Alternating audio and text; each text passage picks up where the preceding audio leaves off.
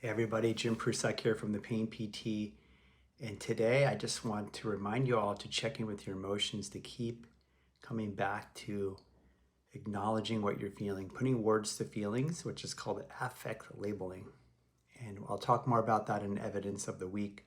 Lots of good data and research to show that putting words to feelings, called affect labeling, reduces emotional distress, gets us in touch with what we're feeling emotionally, and can help to regulate not only our emotions but our somatic symptoms as well, because many times these symptoms, when they're not structured, they're stress-related symptoms.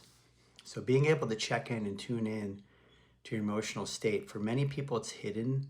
They're not aware what they're feeling. They're in a defense. They're in some secondary emotion, possibly anger, fear, sadness, and happiness are our primary emotions. I did a video on this the other day on my YouTube, and off of those are some subset emotions, but we also have these secondary emotions that people can go into, like guilt, shame, and anxiety.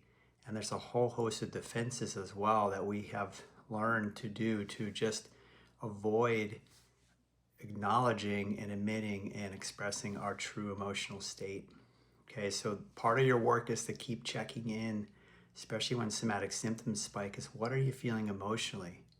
Because everybody goes to the physical symptom, and then that, as Dr. Sarno said in his work, that becomes a distraction from the emotional feeling. So we want to get underneath the physical and go to the emotional. And you can check in at any time of day, right? You can check in right now and ask yourself, how do I feel emotionally right now? If you go to one of the secondary emotions, shame, guilt, anxiety, or you notice a defense like depression or some other state, see if you can get underneath that and see, what do I really feel right now?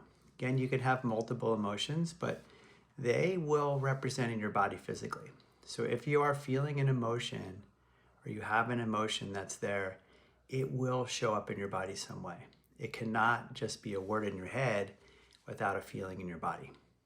So that's really important to understand. An emotion cannot just be a word in your head. It needs to be, first and foremost, it is a feeling in your body that you then put a word to. But when we put a word to the feeling, that's putting your left brain to your right brain, what happens is it starts to downregulate that emotion. That's what we know from the research. So everybody, emotional awareness and expression through affect labeling, a very helpful skill to start to develop with your emotions. Take care, everybody. We'll see you guys later. Bye-bye now.